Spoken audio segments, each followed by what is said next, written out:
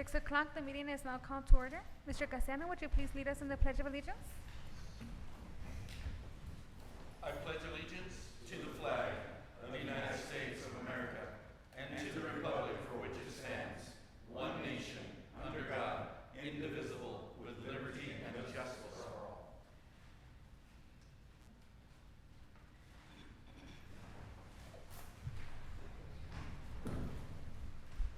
Item number 3, establishment of quorum. René Rodríguez, Here. Cesar Nevares, Here. Ralph Duran, Here. Mayor Elia Garcia, Here. Victor Perez is absent, and Ivan Colom Villalobos is absent. Mayor, we have a quorum. Item number 4, public comment. Our first speaker is Miriam Cruz.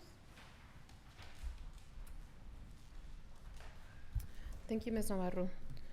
I wanted to thank the city manager for making sure that there was some no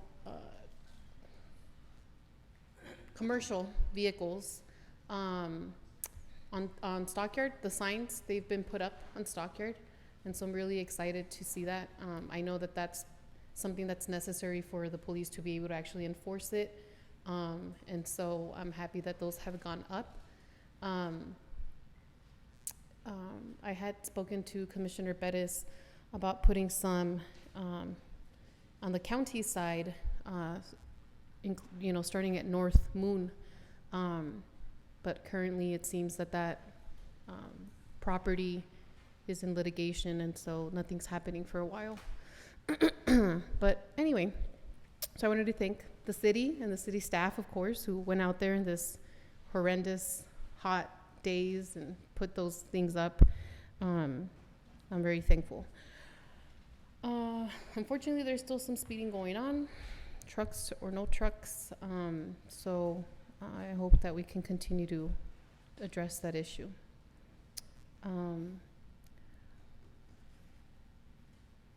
I was also hoping to see in the backup more suggestions from our representatives on the changes to the ordinances. That way we could follow along. Maybe you guys didn't have any, maybe you do, I don't know, but I was hoping to see those ideas on paper.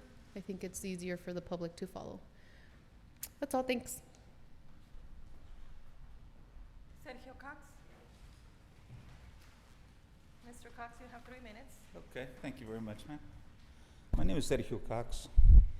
Last couple of meetings that I've attended, I came here in favor of the changes of the ordinance from residential 1 to residential 2 stuff. And it's been my understanding that it was believed that I was coming because I was friends with some of these people that lived in that area, which predominantly was District 1. I believe the streets in question were in the central of Moon City. I can't remember the name of the street. And the other one was Grijalva. About these empty lots that are out there. I just wanted to kind of clear it up that I don't know anybody there. I don't have any friends there. I'm not friends with anybody over in that area. I'm just here to better Socorro, the city of Socorro, for whatever way, everything we can do to better. So if any issues if you get told that I'm doing it because I'm friends with somebody and I come up here speaking in their behalf, that's not true. My heart is with the city of Socorro and all of the city of Socorro. So if there's any question about where I'm coming from, please feel free to ask me. And I'll be more than happy to tell y'all. I don't have a problem with that. But if I come up here and I speak in behalf of something that I think, in my opinion, needs to be changed, I'm here for that. I'm here for that. If it's for the betterment of Socorro and for the betterment of the people that come here, and the issue I'm talking about is people came in here because they wanted to change the zoning from R1 to R2. I didn't know him. I didn't know him from Adam. I just think it helps the city of Socorro a lot more. So I just wanted to clear the air. Don't listen to rumors or lies or whatever that I'm doing it because I've got personal intention or I got some personal gain or something from it. I don't have anything to gain from it. I'm just doing it for the city of Socorro. I wanted to clear that up because for some reason or other, lies and stuff are still being spread, and they're getting back to me. And I think it's coming back from credible people that are telling me these things, so just, I'll just leave it at that. Thank you. Mayor, those were all our speakers. Item number 5, presentation by city manager regarding June's 2019 monthly report.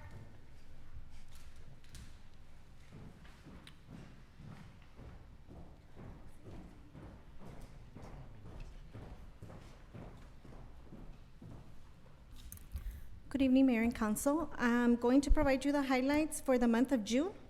Our Municipal Courts Department collected a total of $42,152, received 381 citations from Socorro PD, 3 citations from DPS, and 69 ordinance violations. Our HR department had 4 employees out on FMLA, 2 from Police Department, and 2 from Public Works. There was 1 injury reported this month in the Police Department. We had no civil service meeting for the month of June. There was no agenda items. We did have 1 separation from the part-time Parks employee, Ruben Espinosa. And interviews were conducted for our 2nd lieutenant position, and Mr. Christopher Ray was selected to be our lieutenant, our 2nd lieutenant. Our city clerk department prepared agendas and minutes for regular meeting dated June 6th and 20th, received 39 open records requests and responded to 43, prepared 6 publications, public hearings for ordinances and inspection services. Our Parks and Public Works Department assisted the Lower Valley Water District with a community cleanup on Huereque, Hueletka, and Richardson area. 13 street signs repair were removed, replaced, or installed. Covered 2 sinkholes on Passmore Road and on Vineyard. Fixed handrails on Richardson Street and guardrail on Pamela Ray. Picked up 6 dead animals. Installed 150 signs of no parking on Nuevo Hueco Tanks Road for the St. Peter and Paul Kermes. And continued to maintain and mow groom all city parks. Our police department received 2,341 calls for the month of June. Our First Citizens Academy continues to meet every Tuesday at Vineyard, scheduled to graduate on August the 6th. A criminal investigation was conducted for narcotics near the 9900 block of Rosa and Richardson, which led to an arrest. The police department now has our own trained honor guard, and officers continue to attend trainings to keep them in compliance with certifications of TICLO requirements. Our Planning and Zoning Department collected $121,000 in the month of June, issued 187 permits, 55 registrations, 8 applications, and 17 letters. Our Recreations Department had 3 movies under the stars in the month of June: Aquaman, Little Mermaid, and The Meg. Attended the Texas Municipal Information Officers Training. Worked the St. Peter and Paul Kermes for the 2020 Census Initiative. From June 17th through June 21st, they had the Kids Camp. On June 12th, there was an HLC meeting with 2 items that were presented and passed, and kept up all of social media platforms and media inquiries. Our IT department completed Socorro PD units computer upgrades, the implementation of the body cams, and troubleshooted all IT-related issues for all city departments. Our grants department received an award in the amount of $62,000 for the police department fiscal year 2018 Stone Garden. They successfully launched the Census 2020 campaign in collaboration with the Socorro Complete Count Committee and delivered over 700 census educational and promotional material, and continues to work with various departments for grant assistance. Our city auditor reviewed bank reconciliations of the month of May and is conducting verification of controlled items, and that's still going on, and initiated a review for all vendors. Those are the highlights for the departments. Is there any questions? Thank you. Moving on to consent agenda, do we have a motion? Make a motion to approve. Second. Rene Rodriguez. Aye. Cesar Nevares. Yes. Ralph Duran. Yes. Victor Perez is absent, and Ivan Colom Villalobos is absent. Item number 10, discussion and action to award the emergency medical care ambulance services contract to Elite Medical Transport of Texas, LLC, and negotiate subsidy costs for fiscal year 2019-2020 in the amount of $110,000 up to $140,000. Make a motion to approve. Second. Mayor, Mr. Rodriguez? the reason why I postponed it last week was just to see if we can talk to members of the county. And unfortunately, they still stand with, especially Mr. Leon, Carlos Leon, or whatever the commissioner's name, I can't pronounce it right. He's very adamant about us, parting ways. So it is in Socorro's best interest because at the end of October we're on our own. And therefore I move to. Good afternoon, Mayor and Council. Alejandra Valadez, Grants Coordinator. I just want to touch base again and review a little bit more new information. We do have some data that we collected for municipalities that are around our size, and I just want to show you that information. The information is the same as last week with respect to ambulance services in Texas. Again, most municipalities do offer EMS services through various EMS models, system models. And then all EMS providers must be licensed by the Department of State Health Services. The Texas Administrative Code does designate the level of care for ambulance services, starting from the very basic level of life support, all the way up to advanced life support, mobile intensive care unit, and air medical and specialized emergency services. Again, the basic level of support, the difference between the different levels of care are related to the type of personnel that is available in the ambulance, the type of training that they've received, the number of hours that they've been trained, what type of medical procedures and assistance they can provide, and then, I'm sorry, the equipment as well as the pharmaceuticals that are on board. We did include EMS performance indicators. As you know, the City of Socorro is moving to a higher quality of service as well as a higher level of transparency. And so we do want to make sure that whatever contract we sign, whatever agreement we enter into, has some contractual obligations in terms of level of care, the number of vehicles, the response time, the cost, and then a commitment to further cost neutrality in the years coming down the road. As I talked about last time, there's very different EMS systems across Texas. There is no mandate for the type of EMS system that a municipality has to choose, so there's a large variety. So we did focus on our TML Region 4, and we tried to look at cities that are around the same population as the City of Socorro. As you can see, the City of Socorro is the 4th largest city in our TML region.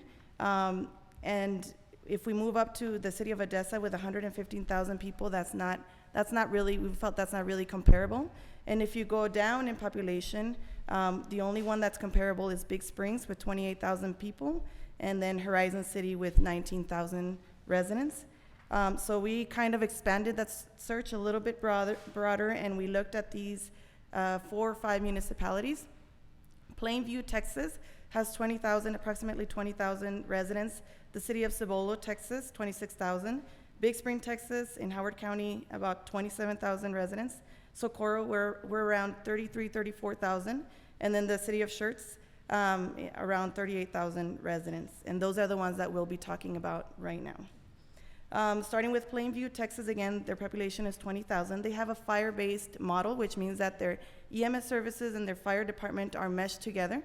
Their EMS budget, which is combined with the fire department, is around $3.7 million annually. And because they're combined, we weren't able to determine the revenues that they get from their EMS services. When they transport somebody, you can bill Medicaid, and that's how you bring in revenues. The subsidy cost per capita is $178, and again, that's combined with the fire department. The city of Cibolo, Texas, is around 26,000 residents. They have a third service model, which means that they contract with another city, and that city provides EMS services for them. Their EMS budget is $410,000 approximately. They do not receive any EMS revenues because that other city is providing the EMS services, and that other city receives the revenues. Their subsidy cost per capita is about $15, which is pretty reasonable. And they actually contract EMS services from the city of Schertz, which I'll talk about right now. The city of Big Springs, Texas has a population of about 28,000 residents. Their EMS system is also a fire-based model, they're combined. But they do provide information on their EMS revenues in their financial statements, so we were able to determine that. Their EMS budget alone is about $3 million, and their EMS revenues is about $3.4 million, so they're able to offset the cost of such a large EMS system. And their subsidy cost per capita is about $110, which is also pretty reasonable. The EMS service is a division of the fire department, and they also provide services for Big Spring and Howard County. Their EMS operations are funded through their ambulance transfer fees, the city subsidy, and then the Howard County actually pays the city of Big Springs $130,000 each year to provide services for the rest of the county. And they do about 4,000 EMS transports in 2017. The city of Schertz has a population of about 38,000. They have, again, a third service model, and this is a city that provides, I'm sorry, that's actually wrong. They have their own EMS service, my bad. And their EMS budget is about $9 million. Their EMS revenues is about $9.3 million, and their subsidy cost per capita is $241. They actually provide EMS services for many of the municipalities around them, as well as parts of the county. And their estimated FY18-19 revenues from EMS transports are estimated about $6.1 million from fees, and then about $3 million from interjurisdictional contracts that they provide services to. They do approximately 10,000 EMS, they did 10,000 EMS calls transports in 2017. And then lastly, the city of Socorro, we're at a population of about 34,000. Currently, we are receiving EMS services through El Paso County, who contracts Life Ambulance. The level of service at this point is unverifiable. The number of ambulances that are apportioned just for the city are unverifiable. Our fleet conditions are also unverifiable. The response times are reported between 8 to 13 minutes in the lower valley, so that includes us. The subsidy per capita is very low. It's very reasonable at $3.08 per person, and the annual subsidy is about, that we would pay starting in FY19, FY2020, would be about $106,000. If we were to go award the contract to Elite, we would be providing BLS and one BLS unit and one MICU unit. There would be 2 ambulances that are response ready in the city of Socorro. We would have type 2 ambulances. The response times would be under 10 minutes. The subsidy per capita would be about $3.19, and the annual subsidy would be a minimum of $110,000. And I will, again, put those numbers in context with the rest of the cities that we looked at just now. If you can see that the costs on the 4th column, you'll see the cost per capita. Life and Elite are very, very cost efficient and really a good price compared to the calculated EMS subsidy cost per capita for the rest of the cities shown. So again, you have 2 options to consider: either sign the interlocal agreement with El Paso County or award the contract to Elite and negotiate the subsidy. So through the county, again, it would be $106,000 starting in October 1st. Again, there's a lot of things that we couldn't verify because they're not contractually obligated and they're not available through open records requests or different attempts to secure the information. And then our second option is to award the contract to Elite. That would be a minimum payment obligation of $110,000. And in speaking to Elite, they have agreed to negotiate the costs to a base rate of $110,000 with a 5% profit cap and a negative 1% profit margin, after which We would do an audit of the financial statements for everything that was, all the services for Socorro residents, and then we would do a payment at the end of the year up to $140,000. But that would be based on actual data collected at the end of the year. Mr. Perez? I think you just answered my question, because you're saying that on the bottom side, it's a minimum of 110. On the top side, it could be as 140. 140, and that's a cap. Right, and that has to be negotiated, but that's what we've informally spoke to Elite about. And Mr. Campion is here, and he can answer more questions. He's the president of Elite, and he'll be able to answer more specific questions. I was just concerned that I was hearing the minimum, but I wasn't hearing Yes, the maximum. absolutely. We also have done our own projected revenues based on our population and the reports that we have received from Life that they report to the Commissioner's Court. We estimate that revenues just from gross billings would be about $647,000 on the low end, all the way up to $727,000 on the high end. And that's just an estimate, but it gives us a ballpark. We do believe that Elite will be profitable if they were to serve Socorro residents. One more time, this is the option through Elite. The level of service would be 1 BLS unit and 1 mobile intensive care unit, 2 guaranteed ambulances here within the city limits, type 2 ambulances that would arrive to a Socorro residence in under 10 minutes.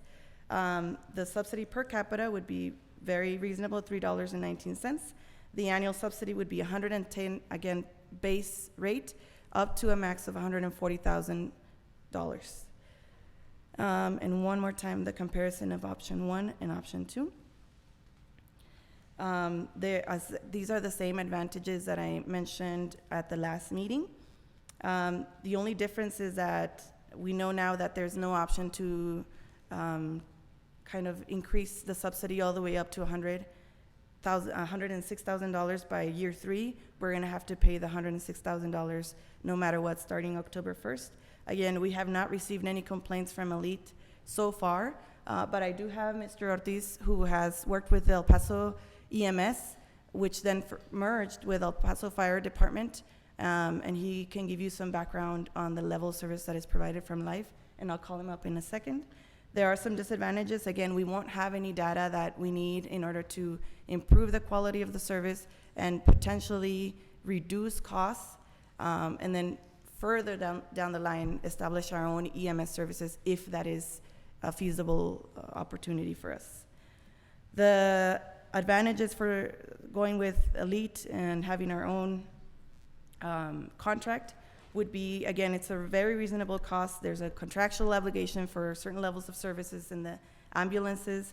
We will have a paramedic serving Socorro, which currently we do not have. They are committed to cost neutrality, to all of our reporting requirements, to data transparency, to surprise audits. And then, of course, a disadvantage would be that -1 profit cap, which could increase to $140,000 depending if they see profit losses. And again, we don't know what we don't know yet. So there may be other factors that we haven't calculated into this equation. Again, we had a lot of challenges finding the documentation for this RFP and for this presentation today, but we're confident in the information that we have found. And at this point, I'd like to bring Mr. Ortiz forward, and he can talk to you a little bit about some of the EMS actual issues. Mr. Perez? Before Mr. Ortiz speaks, just one more question. So then, just for clarification, this is a yearly contract, yes? Correct. Yes. Good evening, Mayor. Good evening, Mayor and City Council. My name is Albert Ortiz. As you know, I'm the city representative, the 911 city rep. And I did work for almost 20 years at both EMS and fire. And one thing I would like to state, why Elite? Well, because we're going to get 2 units. Right now with Life Ambulance, they say they have 1 for Socorro. But here's the problem, though. And I saw this many at time. We would get a 911 call for Socorro. I would call Life Ambulance, tell them, hey, we have a call for you. We need you to respond. Not even Socorro, but also San Eli. oh, you know what? We're out of units. They didn't have the Montana Vista, they didn't have the Horizon, the Socorro, and the Sanelli unit. They were all out. I said, well, when's the next unit? Oh, it's coming out of Canotillo. Because the Canotillo unit handles the whole west side county, one. I mean, think about it, 2 elite units compared to 1. So here comes, and then people would call, oiga, ¿dónde está la ambulancia? You know, my father's dying, et cetera, my mother, et cetera. I would call life and they say, oh man, you know what? I think we got a unit in service at Thomason, which is, or even Del Sol. That's still a long ways off. I said, well, can you send them? Like, yeah, okay, what's your ETA? What would be your ETA? Maybe another 15 minutes by the time they get out of the hospital and get in the unit, start transporting. And 1 or 2 times, we unfortunately got a BLS unit, which is a basic life support. That means only 2 EMTs, maybe an intermediate, but no paramedic. So they had to send another unit as a backup, as a paramedic, because they can't handle cardiac. See, paramedics can handle all, they got their medication, everything, but a basic can only handle so much. They cannot handle cardiac seizures, advanced or compromised airway, et cetera. So again, look at the difference. If we had 2 elite units, it's going to be like when my dream is, and I told this to Trini once, and this is what City Manager and Alejandro are trying to do, get our own Socorro EMS so that we have them for us. We don't have to wait till somebody finally gets down here. So having 2 elite units is going to be like a practice for having our own Socorro EMS. Think about this. Every time that live transports, that money is gone, right? When we have our own Socorro EMS, that's going to be for us every time we transport. And eventually, like Alejandro was stating, we might be able to handle Horizon if we get a couple more units. We can grow. We can even take care of Sanelli. That's the way it's going, like what you just stated about another city. We could do that eventually. I'm saying, so you see the advantage about having elite 2 units compared to 1 life, which might be gone and might have a elongated ETA or long time to get here, as compared to having our 2 units. And again, we're pushing for ALS, which means a paramedic unit. That is what I saw in my time. Life ambulance used to take forever sometimes to get out here. And like I said, my concern is patient care. A human life is worth more than politics, I've always said. I used to get in trouble at home because I would send the closest unit and they would tell me, oh, that unit wasn't supposed to be sent. I said, what's more important, a life or politics? I always won, because it's a life is what we want, save a life. So that's why I'm saying we need elite with 2 units compared to having 1 and might not get there. And again, as far as eventually, I noticed Mr. Rodriguez was concerned about the charges, what we would charge eventually. Well, that is going to be based up to, once we get Socorro EMS, we have a real good ally, which is the El Paso Fire Department. One of my partners has already talked with Alejandra. He's helped us out. He was in charge of the EMS portion. He was with EMS with me from the beginning in '89. We also have Chief Tavares. We also have Lieutenant Santiago. We have a lot of allies in the fire department to help us once we start Socorro EMS. So that is my dream, to have Socorro EMS. But for now, let's get at least elite. We'll have 2 units, and they're going to be here in Socorro. They're not going to be coming out of Canotillo. You see what I'm, to save a life. Quicker response, basically. Any questions for right now, or? No? Sir. Oh. That's it? Mr. Rodriguez? You need me? I don't have any questions. I just have a comment. I've said it before and I'll say it again. When you guys bring us presentations from now on, I want something that is reasonable to our size from now on. Okay? Because I understand whether the numbers, that doesn't matter. We just want to know, because we're always being compared to El Paso. And you can't compare 30,000 to almost 1 million residents. I mean, no. Okay, it's about jobs. The same thing about, oh, well, they make 45,000 and give me their $1 billion budget, and then we'll talk about giving you the exact same amount of salaries. You can't compare them. Okay, so that's one of the things that I like now, that is that you brought us, we saw it, I know that their numbers are different, and I know that because when I saw this, I did my homework. And that's what I was trying to say, is that I want something comparable so that we can make the right and proper decision. And as I said it again, the county is very adamant that they want us to do it on our own. We're gonna do it on our own, period. And what it looks like on paper is great. Let's take it at task. Take it year by year and see how it goes. And if they provide the best quality service that we haven't gotten, great, they'll continue. So, that's all I have to say. Mayor, for the record, Mr. Perez arrived to the meeting at 6:16. Good evening. Rene Rodriguez, Aye. Cesar Nevares, Yes. Ralph Duran. Yes. Victor Perez, Aye. and Ivan Colom Villalobos is absent. Item number 11, discussion and action to approve an interlocal agreement with Tiwa Facility Services Incorporated for animal welfare services to the city of Socorro starting on October 1st, 2019 in the amount of $70,000 annually, and to authorize city manager or her designee to execute agreement. Motion Make- to approve for discussion? Second.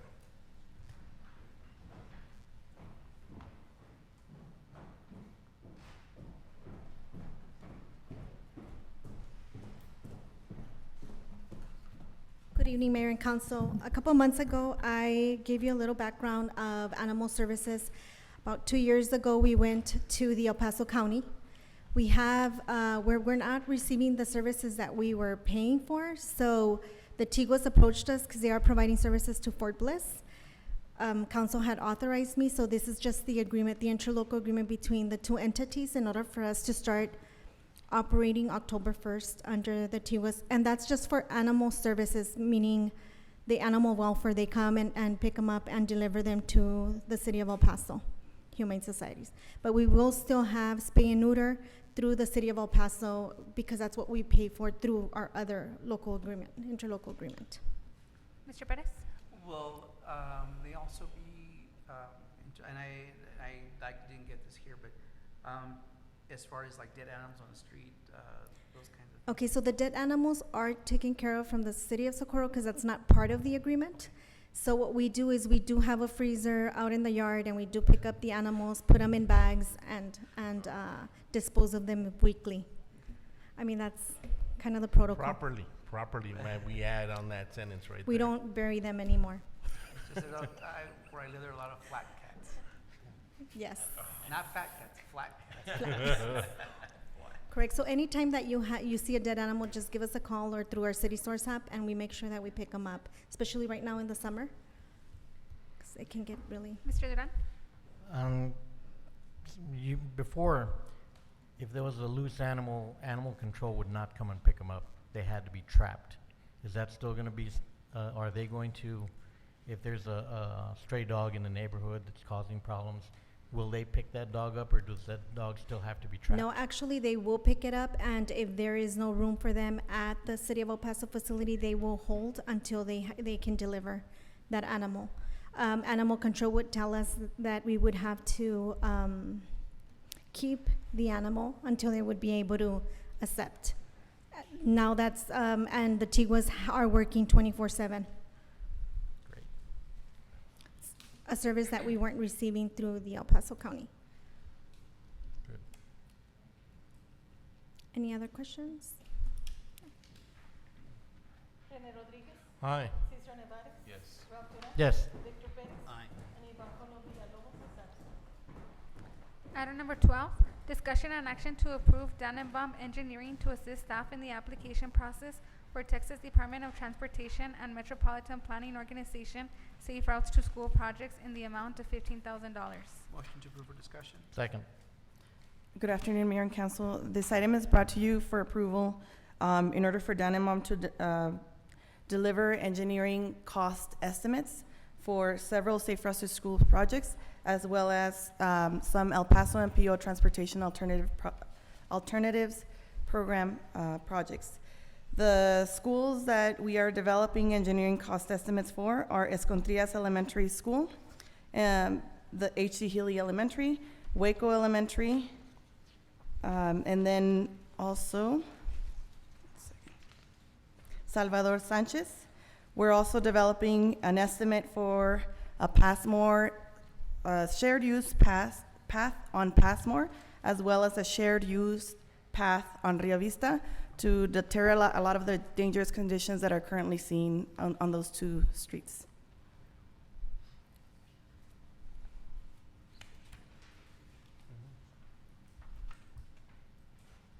Mr. Rodriguez? Jim, I have a question. Since we're talking about safe routes to school, we have a master plan for sidewalks through the city, through Dannenbaum. So would it be safe to ask a question is this, what about our other plan? Does these come with the city plan? Because I don't wanna get a bill when it's all said and done, and these are included in that plan. Correct, so the plan does not include cost estimates. It was just including like a whole master plan for the whole city. Okay. Because of the requirements of the call for projects, we had to condense and make sure that we selected several to meet the requirements at their meeting. So that changes the whole scope of work. And that is the reason why we need the actual design with a cost estimate in order to be more competitive in our application. Thank you. I would like to add that TxDOT's Safe Routes to School call for projects recently updated their requirements. And so now there's a different requirement on the width of the path, as well as the depth, the concrete, the number of inches. And so that had to be recalculated.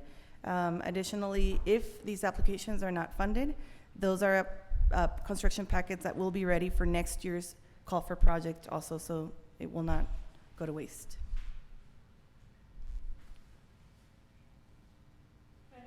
Aye. Yes. Yes. Aye. Item number 13, discussion and action to approve staff to invoice Canutillo Independent School District for one dispatcher salary in the amount of $42,147. Make a motion to Second. approve. So we entered a MOU last April of 2018 that provided dispatching services for Canutillo Independent School District at a zero cost to them. When our new chief Burton arrived, we went out and talked to Dr. Galaviz, which is their superintendent. And, you know, we asked them that the burden is starting to hurt us. So if they could assist us with the salary for one dispatcher. And they agreed. They went ahead and added that to their budget. So all I need is authorization to be able to invoice them. Good.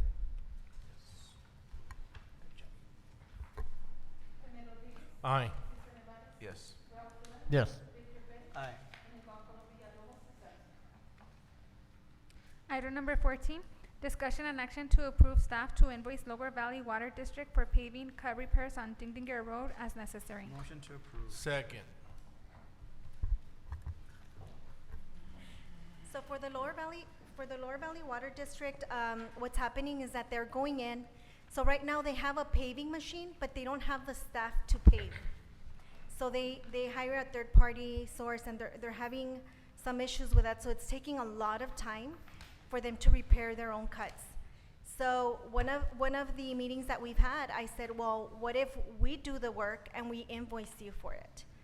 Mr. Grijalva said, well, hold on. He came back and sent me an email and said that that's more feasible for them at this time. And then later on, we might enter an agreement. They're asking for our staff to train their staff on how to pave using their paving machine in the near future. Mr. Rodriguez? Mr. Perez was first. Mr. Perez? Thank you. I'm glad you're doing that because what would happen, and I'm sure you all saw it, they made the cuts into the road. They would fill it, I guess, with caliche or some kind of rock, and then you get traffic and it gets very deep, but it becomes a safety creates hazard because sinkholes. you've got cars that don't see the hole, the pothole, and they're swerving on and that happened, for example, on Moon Road, on the curve there, there's a curve there on the Mhm. road, and that happened where a car didn't see what was, and nothing happened, thank God. But they had to swerve, and so, and that road is very narrow, so it's become a safety issue. Yes, and I think it just opens an opportunity for us when we have bigger paving projects. If they're gonna go in there and make some cuts, maybe we can combine our efforts together, and it'll be more cost effective for both entities to better serve the community. And also, they are doing some repairs. They cut the street, they break the street, and then they don't have the manpower or the resources to come out and do it. You know, they did it on one of the streets, my street, matter of fact, and it's still there, and it's been there for a couple of months. So those are issues that this will help. So this specific item is for Dindinger, and it's about $6,000. However, this will initiate us to start this process. Mr. Perez? So then I was gonna just making sure that this is as necessary for other,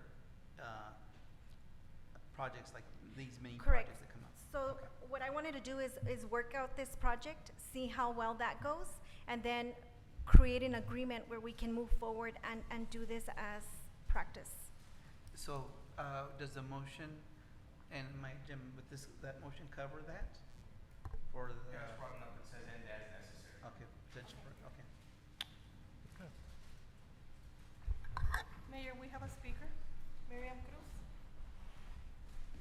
Thank you, Ms. Navarro. I have a question. There is some talk about the equipment. My question's twofold. Whose equipment is gonna be used, and if it's,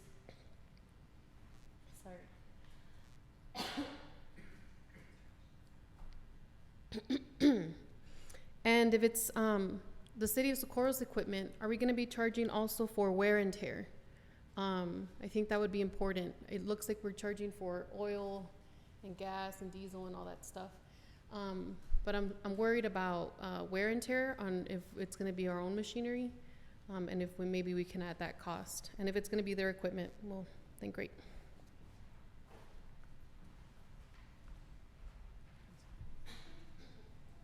I guess that is a good question.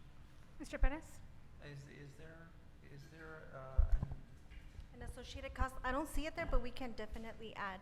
because that is a valid point. I mean, in terms of, the maintenance and of the equipment. Correct. And again, we don't know if they're gonna wanna use their paving machine, so we can start teaching their staff, but I will make sure that gets added on in the invoice. Rene Rodriguez, Aye. Cesar Nevares, Yes. Ron Cullen, Yes. Victor Perez, Aye. and Iván Colom Villalobos. Item number 15, discussion and action on fiscal year 2019-2020 budget for all City of Socorro departments, including revenue projections for fiscal year 2019-2020.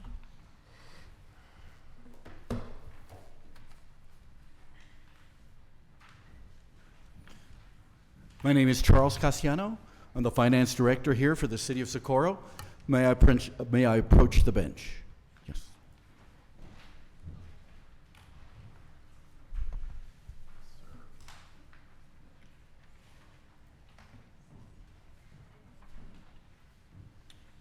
Oh, we had it in our background. Is it different? We can scratch one. So just use the new one.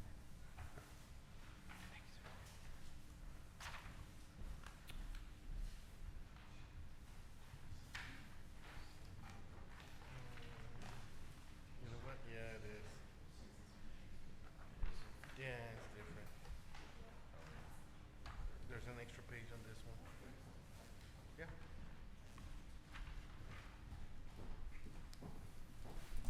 If you would indulge me, I'd like to start with the page that says the County of El Paso, Texas. I know we discussed briefly the effects of Senate Bill 2, and in that sheet there's a lovely summary of just exactly what that Senate Bill 2 will entail, and it's going to change our lives drastically. and we need to come to terms with it, okay? So here we go. It says Betancourt Boroughs. Sounds like a 60s group, but I think it's 2 senators. Relating to ad valorem taxation, authorizing fees, Texas Property Tax Reform, and Transparency Act of 2019. It's effective 1/1/2020, so for this current budget that we're in, it does not apply. But for the very next one, it does.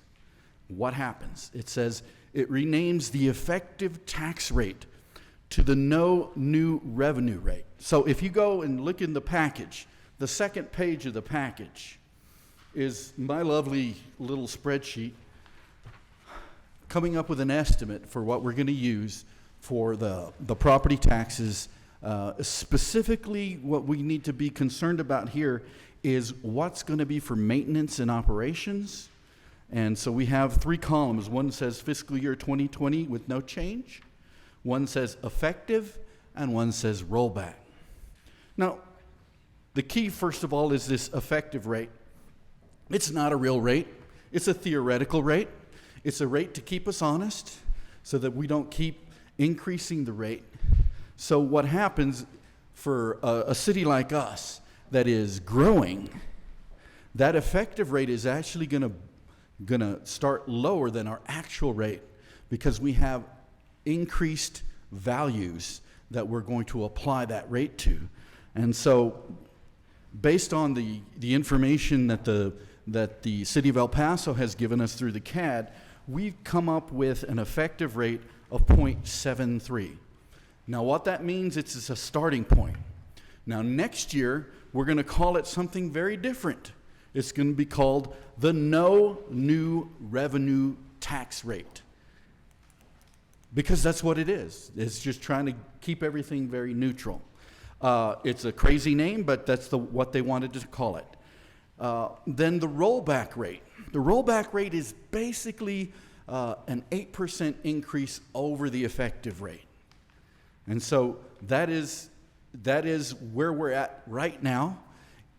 If we were to try to increase, let's say, 10%, that would exceed the rollback rate, which means that the citizenry at this point could petition to have an election to see whether or not that rate would apply.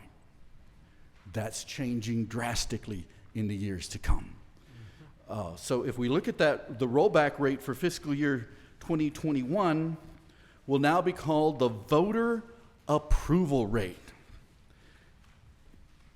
If we look into the future prospectively, anything over 3.5% increase will require an automatic election. Boom, just happens. With the next, I think it talks about it, it says in here,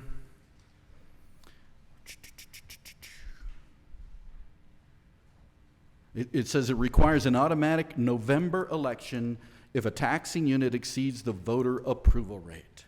So that's what we'll be living with going into the future.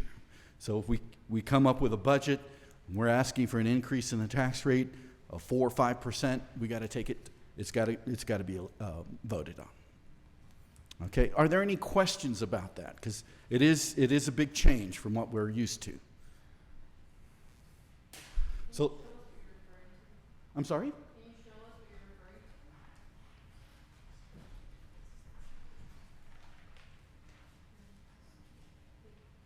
Did anybody else not get this page or wants it?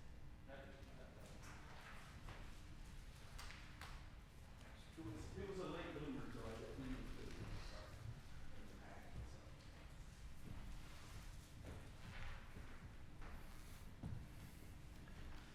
So how's that going to affect us? And I think it's important that we talk about. I'm sorry. Go ahead. I have a Mr. question. Rodriguez? What cities are exempt? I'm sorry. What cities are exempt from this? Because from what I heard was they were throwing around cities, municipalities that were making a budget less than $15 million were going to be exempt. I have not seen that. I haven't seen that. Could we check on that? Yeah. That's it. That's the Okay. only question I had.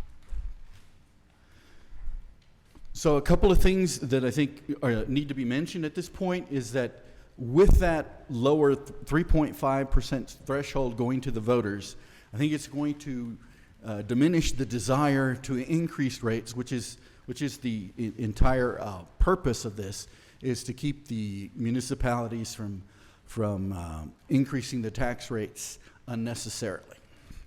Well, a couple of things are going to happen.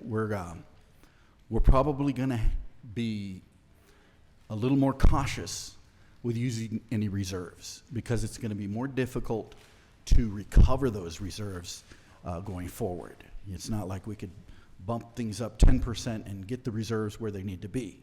Now, right now we're good with the reserves, and that's fine.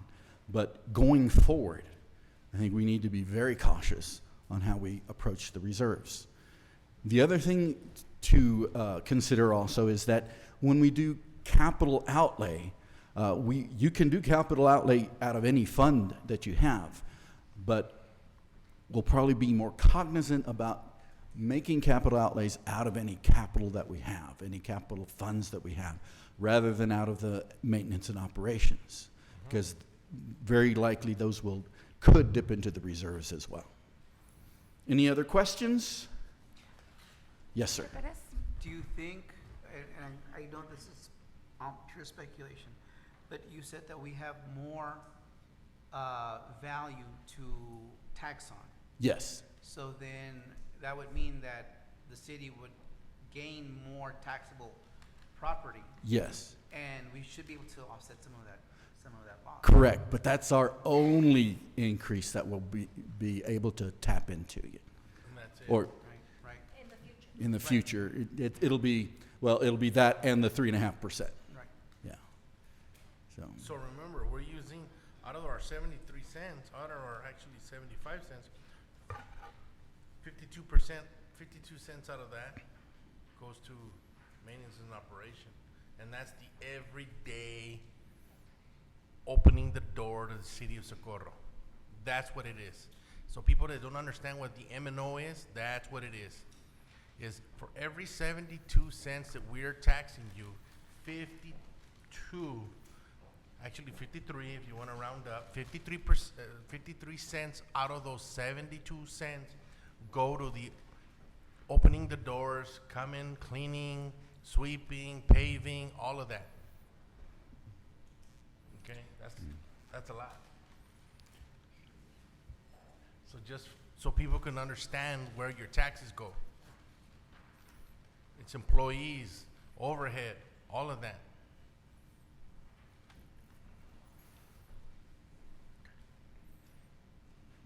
All right, if you now, the very first page there is the same as last time. I just gave it a heading this time. It's the City of Socorro General Fund Budget Impact Detail for fiscal year 2020. And just to recap, we start with we're going to recommend the rollback rate, which, just to, I believe came out a little bit higher after we got some information from the Central Appraisal District and from the city. So we're starting with $5,824,000, almost 25,000 to start with. And overall, just as an impact, we're looking at a 2% proposed cost of living adjustment for employees, and it is for employees that are no longer on probation. That means that they're either no longer in their 6-month hire date or in a new position after 6 months. So we're looking at an effect of about $86,000 for that. Within the budget, though, we have included merit raise increases, which are possible of up to 3% for those people that have completed the 24-month period. Some other changes under the city manager, we're putting 2 custodians, 2 maintenance technicians, the mechanic and an assistant, and an executive assistant will now become a non-exempt position. And we don't put in any amounts there because it's a net effect with the public works where they're currently residing. So, Mayor, Mr. Rodriguez? so basically all we're doing is just moving these individuals from one department to the next. So it's not adding more money to the employees and stuff like that. So just people can understand, we're just shifting them from one department underneath another. That's all we're doing. All right. Under Public Works, any significant equipment will be purchased through the capital projects funds. Again, the custodian maintenance technicians transfer to the city manager. So if you look at the detail, they're dropping while the city manager is going up. But we're looking also at the administrative assistant to go to a full-time, which would impact their budget by about $15,800. And then increasing the supervisor's salary to be at the same level as other supervisors and department heads for about a $10,000 effect. In the police, as you know, you probably already, I just put this in here for information, but we're purchasing a modular unit, and we're using the capital project funds to do that. Installation of the module will come out of their asset forfeiture funds, which they're well over $145,000 now. They're going to, we have in the budget 3 vacant police positions, which will impact the budget at about $180,000. 1 additional records clerk, which would impact about $40,000. And in that budget, we also have police vehicles, and then the amount is $200,000. In municipal court, we're requesting a part-time position to go to full-time, which would impact them about $20,000, and transferring the bailiff position to the court payroll, which could be as much as $75,000. Planning and zoning just increasing their service contracts by $30,000. Mr. Cristiano? I'm sorry. Go ahead. Mr. Perez has but a question. just to clarify also, because as we're going through this, for example, I'm going to step back just a little bit. When we're talking about salaries, for example, you see an additional records clerk at $40,000. It doesn't mean that the records clerk will earn $40,000. It means that that's part of the salaries and benefits as a total package. Right, exactly. And, you know, we start just right off the bat, if we hire a full-time person, then we got $8,800 that we're going to pay for their health insurance. And that doesn't include the life or it's anything like, else. Oh, we're paying a lot. No, but it's not just the 40. included everything. Right. It's everything. I'm sorry. I didn't mean That's okay. In the city clerks, that one's probably a little less negotiable than some of the others, since we were going to have an election. The question is whether we're going to have 2 elections, a runoff or not. So if you run, please run and win big, okay? So that we only have 1. Run and win big. That could be your campaign, win big, baby, or something like that, you know?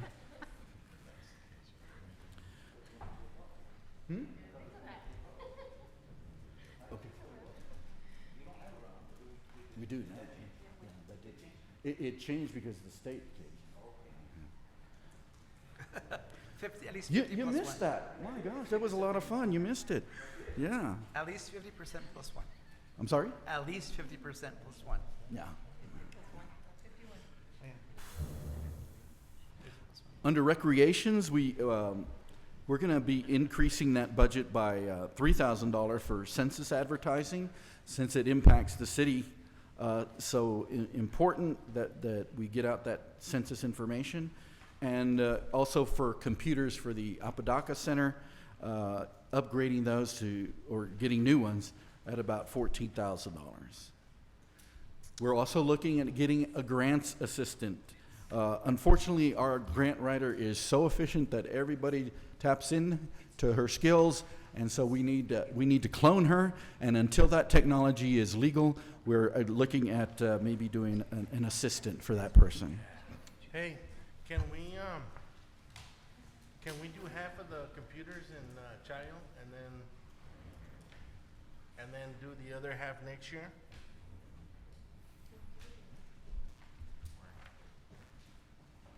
because there's like 20, 25, but not all of them are in use all the time at the same time. Right here. Well, let me go ahead and finish information technology. We're going to be adding about 83,000 by including additional contracts to have people come and work on the computers that he can't get to every day. There's another $35,000 to implement an integration of Windows and get our own email server. Increasing it by 25,000 so that we get all our security systems in place, and upgrading to the more robust version of Adobe for certain individuals that can use that. So overall, we're looking at $821,300 of impact for fiscal year 2020. And if you look at the revenue page, which is the fourth page, I believe. Could you repeat that, please? And it says general fund revenues. It actually says page 1 in the upper right-hand corner.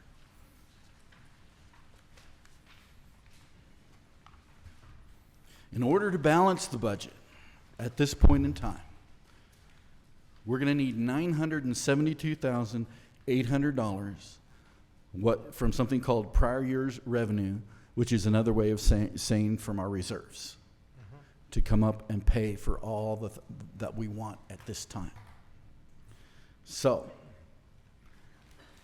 of that 972, there's about 821,000 of it right there. But the city manager is asking you for input. What are your priorities? What do you see as what we need to do? I also think it's important to add that prior years, we've asked for the reserves, up to 900,000, and we've been able to lower it to $200,000, just depending on salary savings or money that we can move around. So I know we're asking for 972, but we're always really good about being able to budget less than that at the end of the year, of the fiscal year. Well, case in point, though, is if you look at the revised budget for fiscal year 2017 and 2018, the reserve there was over $1 million that we were going to take out. But bottom line, it was only $278,000.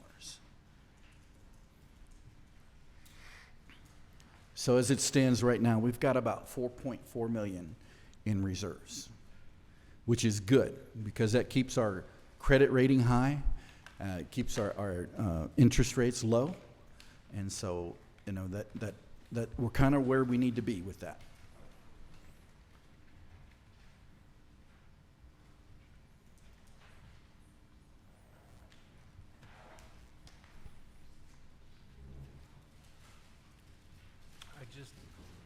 Mr. Rodriguez? I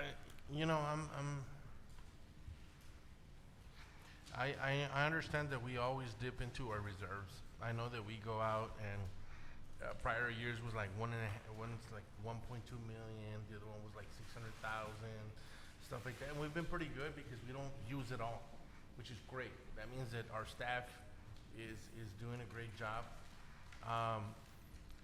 But one of the things is that we're growing.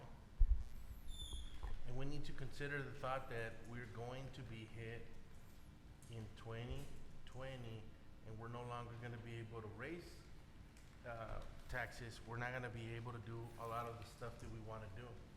Case in point, when we go out for COs, we all have to remember that when we do our budget, we have to be conscious of the stuff that we voted throughout the year. For example, we have the Tuba Boulevard coming up. We have the bridge that we just okayed to build for safety reasons for our children in Rio Vista by the middle school. Those are projects that we have to do. It's not because we want to, and it's not because we want to do it. It's a safety concern. Those are things that we have to help our community live their lives a little bit better. And when we start to do the budget, we need to understand that for the future, we need to leave it a little bit better than what we're receiving it. And if we don't put stuff in our services department, like our police department, okay? Our police department is there. They're the ones that are working at night. When we're comfortably at home sleeping, they're taking care of us. You know, what happens if their vehicle breaks down? You know, we have an old fleet, you know, in other standards. Those are things that we have to consider. I mean, maybe this is the last year that we're gonna be able to do stuff because of the situation that the legislators did. So those are things that we have to address now. I think that everything's good, you know, but do you guys wanna tweak it? I'm all ears.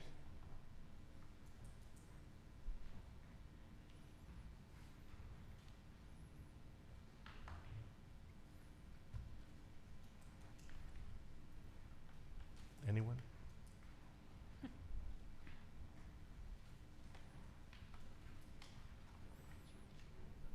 What? Yes. So if we agree with this budget as is, do we have to make a motion or we just leave it like Well- that or just a workshop? Yeah, Okay. you know, we're still we're still waiting on the actual effective rate and Yeah. the actual rollback rate, and probably when we have that, it would be we'll have good information at that point. And we're still tweaking it as we talked about earlier today. We've got the ambulance service that we haven't paid for before, so that may impact our as well as the what else did we talk about? Animal services. Animal services, yes. Yeah. No. Some of the other things we're gonna bill for. What we're hoping to do also, which can affect the budget, is start using our cash to do more investing. With the That's what I was gonna ask, Mr. Casiano. okay. We have some opportunities Yes, there. we do. To raise some money, and not just in the general fund, but, you know, we're gonna have a bunch of cash from the capital, you know, and if we're not gonna use it right away, we need to invest it. And probably more than just a money market account, that kind of thing. Which should dovetail into the next one where we have the investment committee and an audit committee. And also TML gives you a good course on that too. Mayor, we have a speaker.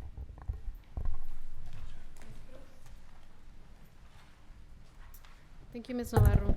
I just wanted to mention, I told this to city manager last time you guys had this budget.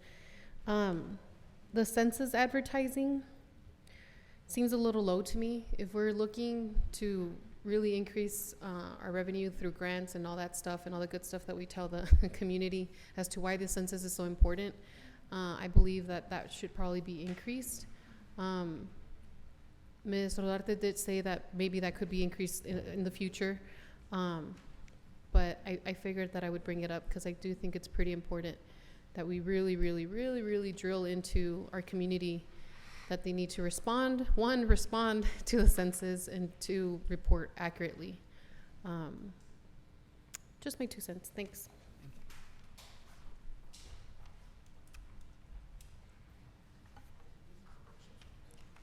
Item number 16, discussion and action on charter amendments for the 2020 general election.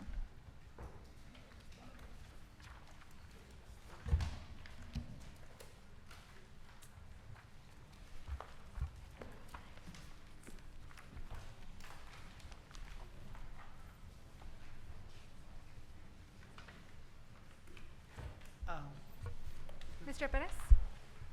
Mr. Casiano, if I can ask you for next time, if we can put draft on these documents so that we know that it's not taken out of context, especially as we're approaching election season, that we're not, that we're, Oh, yeah. just as a safety precaution, if we can just put draft on these financial documents, please.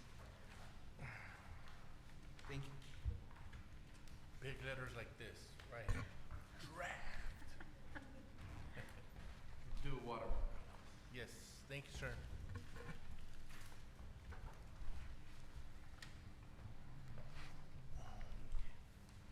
Any comments on 16? Mr. Duran? Under section 4.00, I think we should make the city manager's job a 4-year contract to coincide with the new terms for city council.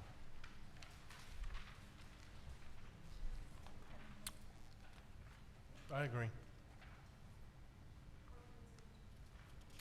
Number D. Mr. Carter, can I ask you, you mean that, have that be the outside limit? Yes, 4 4 years. years, yeah. I was gonna say, there might be situations for operational reasons you want to be short. Yeah. Besides, I mean, it can be changed at any time according to the rest of them further down. So if we need to make any changes, we can make any changes. But this way, we don't have to worry about every 2 years. When the new council is in, they can, jump Mr. on that. Rodriguez? I may also add, I don't know about you guys, but time and time again, when elections come up and new members of council come in, they want to just get rid of everybody. I think that we should put it where if after elections, then if there is a consideration of removing, our city manager, it should be a year after elections are over. Or just cause, or that's too much. I don't think that we can tie the next city council on stuff like that, can we? No, I was just saying, there's been situations where, you can go back, Jim, and I ain't gonna throw all prior councils, I'm just saying, other councils used to come in, and right off the bat, they'd change, city managers. And then council will change again, and then they'll do it.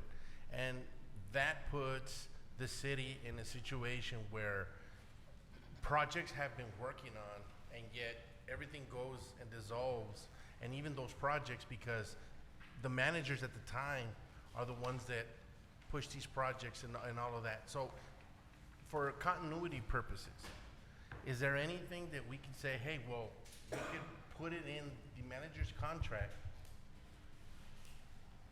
if we can say that if we want to terminate a city manager, we have all the ability to do it, but I would just prefer to say, hey, after the elections, a year, at least a year. Kind of like a safe harbor Right. situation. Just like the lame duck thing. We cannot sign any contracts or do anything when we're in election mode. Right? Like a lame duck. Well, this one would be A reverse thing. a reverse, right?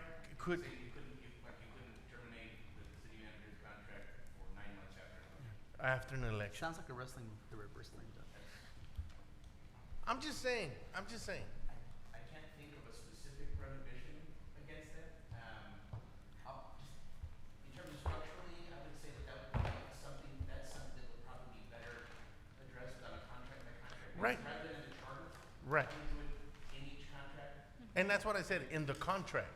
Yeah, I'm saying in the Because contract, we you were have things talking- like, look, if you terminate the city manager's Clean it up a little bit. contract within 9 months after an election, the severance is X, and then after that it's what. No, but that's what I was saying. In her contract or his contract, whoever's contract as the city manager, could we do that? Because that's what occurs all the time. Well, not all the time, but it's been proven to happen. So those are the things. Since Mr. Duran said that if we can move her contract to a 2 to a 4 year, and since we're talking about that position's contract, I was just stating that in those contracts, could we put something that in there? Yes, I would think you can say it can't be Right, I'm not saying that, but I'm just saying it'll be Incentive, you can provide a disincentive to do it. right to do it. Okay. Mr. Duran? Also on section D, it says the city manager may be removed at the will and pleasure of city council by a 4/5 vote of the entire city council. So I think that kind of, I mean, if you get a new city council and they want a new city manager, they're gonna do it with a 4/5 vote.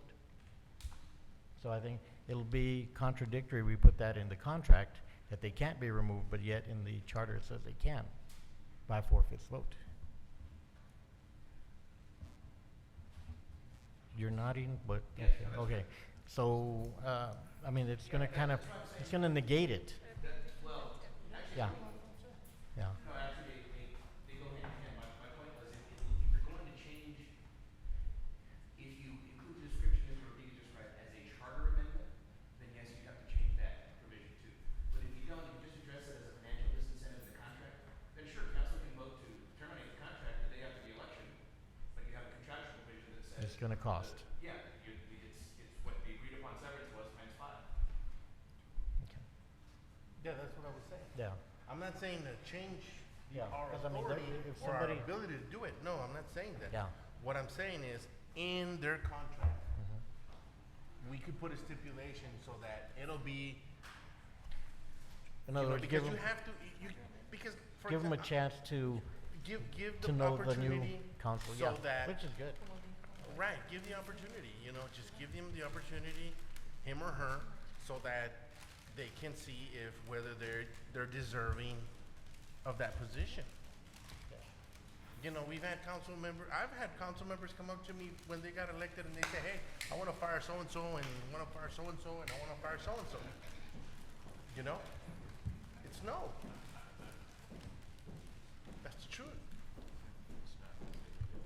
So that's what I'm trying to say. Next. Okay. Moving right along. Mr. Duran? Also on section 4.04, I think we should also make the municipal court contract for 4 years and put it in the language that the municipal court judge has to be a practicing attorney and live within a 15-mile radius. So that in the contract it says they have to be available for signing magistrates and warrants, and if they live on the other side of town, we lose that that convenience, or the police department loses it. All our previous municipal court judges, from Gomez, Vidales, Garcia, they all lived within a 15-mile radius, and our police department had Cadillac service. Whereas if we're gonna give them a 4-year contract, I think we need to get them closer to Socorro. Mayor. Mr. Rodriguez? Yeah, but as you stated in your whole thing is that, yeah, they want to live around the area of our city, and I get it and I understand. But you also said, oh well, they have to practice. Well, Mr. Gomez wasn't an attorney; he didn't practice law. So therefore, you can't just pick and choose what you want. And therefore, just like for example, let's look at everybody out in county. Everybody in county don't practice. You know, they're elected officials. You know, they're elected to their positions. Let's take Judge Lujan, for instance. You know, he's a great buddy of mine, and, you know, he's not an attorney. Our You know, current, so those are the things that I'm trying to say, is that you can't really just say, hey, this is what we want to do, just to, you know, pick on somebody. I think that it is good what we have, and I don't think that we should change it. Mr. Perez? I think that we can, well, I don't know if we can resolve that, but I think that it's sound practice to have an practicing attorney sitting as a judge. Oh, no, That's I one. agree. As far as the availability of the judge, I think maybe we can tie that into the contract for next time. Yes. That they will be available 24 hours a day, 7 days a week, for purposes of signing the necessary documents. That's something that we can, I think that can be In the corrected. contract. Mr. Duran? And I didn't mean practicing, I mean licensed attorney. And right now, the contract as it is states that they do have to be a licensed attorney. So, I mean, you can forget, Judge Gomez was not an attorney, but when Vidales came in, when Judge Garcia came in, that's when they put it in there that they had to be a licensed attorney. They're licensed, not practicing. And I think if we move it to 4 years, and if we put it in the charter, the thing is, let's say a new council comes in. They have a buddy and they're all in agreement. Let's change the contract. This way, if it's in the charter, no contract can change it. It is the standard. They can't come in and do their little compa deals. And we've seen it. You've seen it. We've all seen it. This way, if it's in the charter, it's law. They can't change it. I just don't, like I'm saying, I'm not disagreeing with the whole. All I'm saying is that 15 limit, that 15-mile limit. It can be any limit. Let's just, so they're closer. But the rest, I'm in agreement with. Ms. Villalobos? I think it's going to be a challenge, number one, the 15-mile radius, because what if we don't get any candidates? You know, so we need to leave it a little bit open, maybe say preference, but Yeah. not be just, Yeah, I like you that know. one. Yes, Yeah. that's what I'm saying. And I totally agree. I mean, I would love to have somebody from here, but what if we don't get any candidates to come here and want to work for the city of Socorro? So I would leave it a little open. But I think our contracts should be, if we state it on our charter, that's absolute.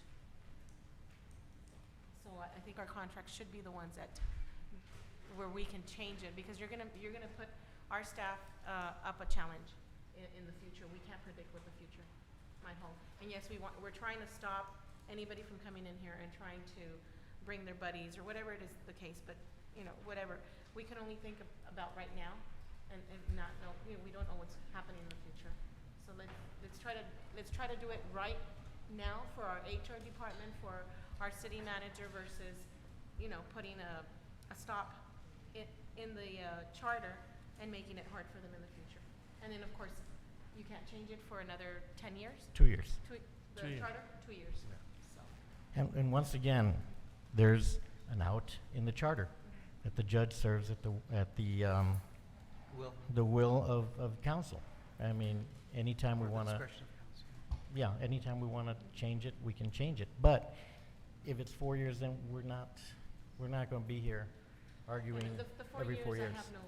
I don't think anybody. And then I do like preference, you know, give preference to somebody who's local. And that can be part of the scoring rubric Yeah. when you're selecting the, yeah. That,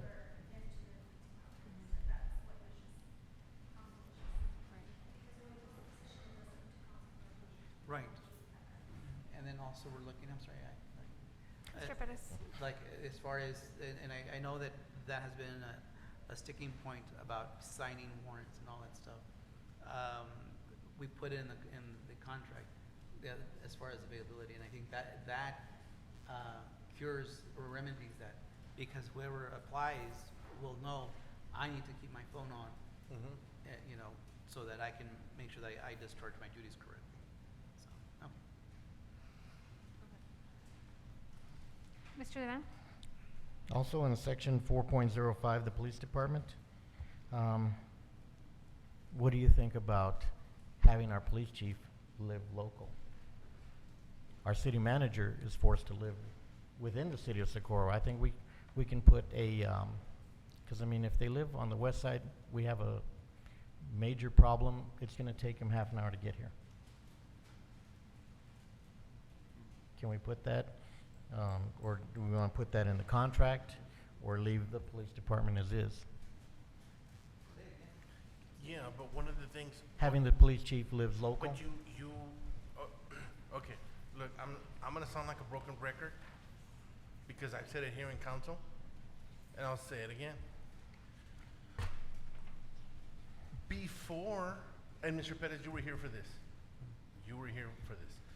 When we went out for city managers, How many times did we do it before we gave it to our current city manager? Oh, like 3 or 4 times. 3 or 4 times, that's correct. 3 or 4 times, so that people can hear me, okay? And one of those, I just happened to bump into one of those candidates that had refused us giving them that job. And everybody knows I'm a white guy. I'm like, hey, why didn't you accept? And you know what I was told? Because I don't want to live in a place that looks like Juarez. And that's the sad truth and reality, because I heard it from the horse's mouth. The second one, and that's the truth, and the second one, they told me that they said the same thing. They said, oh, well, I bought a house on the Upper East Side, and I don't want to come and live here. So those are the questions, is that, the pool, and they were good candidates because we vetted them. We went out there, we did our due diligence, and yet we didn't get candidates because of that. If we start doing that to our chief of police, I mean, don't get me wrong, our chief of police is great. But if we start doing that, look at Chief Maldonado, where he came from. Look at where our chief came from. So if we do that and we start forcing them to live within, our confines of our city, then they might be deterred of not to come. And they might just revamp our police department. And we're going to go ahead and not do that because we want them to force them to live here? Those are the things that we have to ask. Is it very difficult? Yes, and I understand. I understand that, hey, if there's some emergency and they're not here, of course. But if you noticed, we did the budget, and in the budget it says that we're going to have 2 lieutenants now. Those are the right-hand men. So there's always going to be a senior officer here. So, they'll pick up the slack. They'll be able to pick up the slack. So it's one of those things that I say, you know what, hey, we need to address, and I get it and understand, but there's things that we cannot really enforce because then we deter good quality personnel. Ms. Elos? Just 2 points. One, for safety issue, I don't think it's a good idea for a chief to live in the city, number one. And I tell you this because I have a stepson who is in law enforcement, private detective, and he moved out of the city when he became a private detective into another city for safety reasons. So I don't think that's a good idea at all. If you live right next to the chief of police, it's not a safety issue. Number 2, I think our chief of police is here to stay for a while, and it would be hard for him to, because he's already probably planned out his path here, and I don't think that's fair for him and his family. So that's my 2.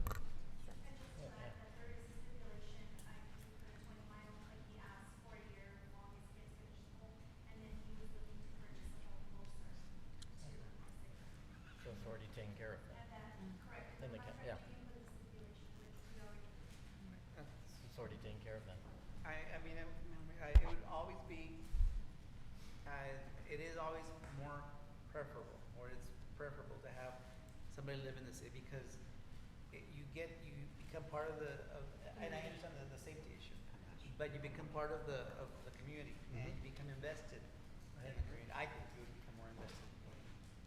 But I understand that, we do have individuals that would rather not live here, and I think that'll take care of itself in the contract in terms of the radius.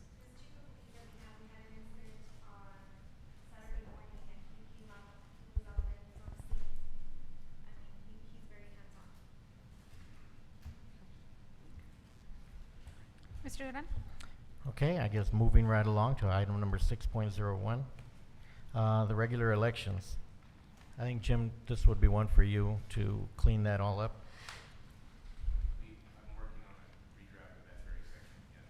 Good job. And then on 6.04, I think, and we talked about this it's in another section about filing for office, that you have to live in the district you are planning to serve for at least 12 months. I'm sorry.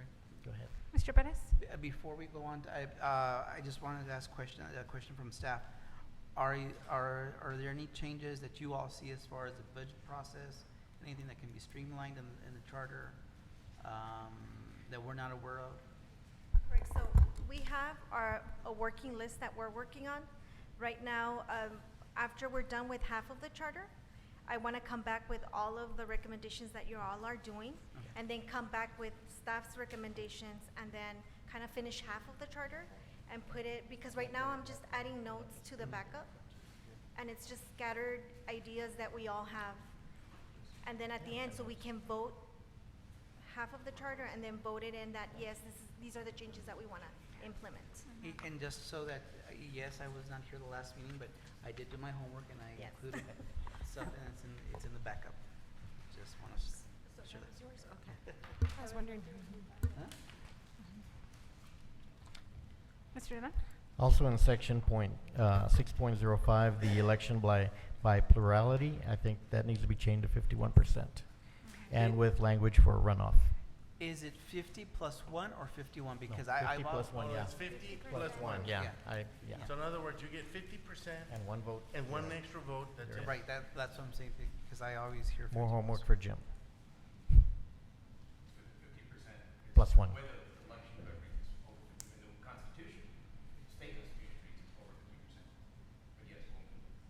Okay. That's all I got.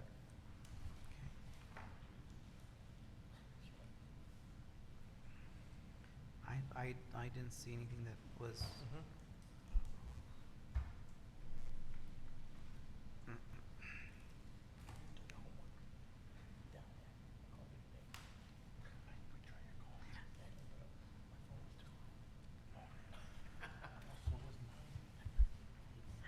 Do you want to review Articles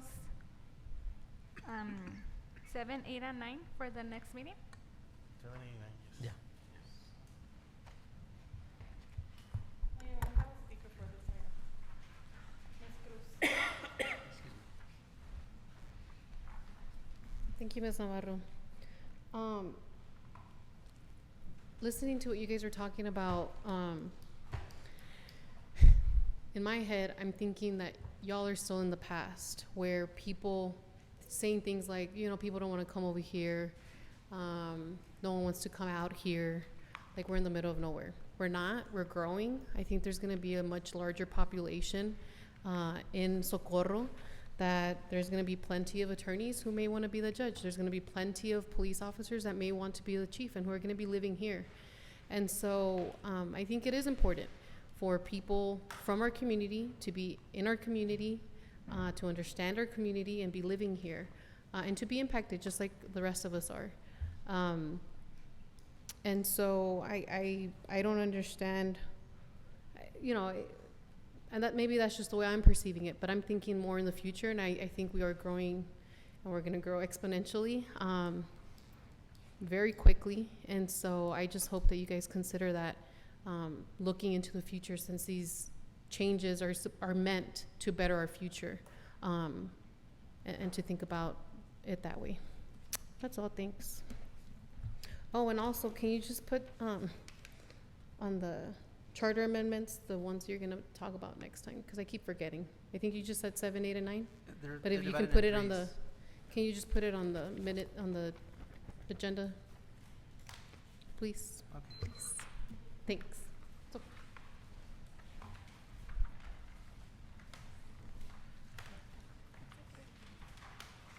Not bad. Yeah, that's it. Executive session. Do we have a motion to go into executive session? Motion to go into executive. Do we have anything? Is there anything to go? Is there anything? Okay. Second. Second. Aye. Yes. Yes. Aye. Yes. 7:34, we're now in executive session.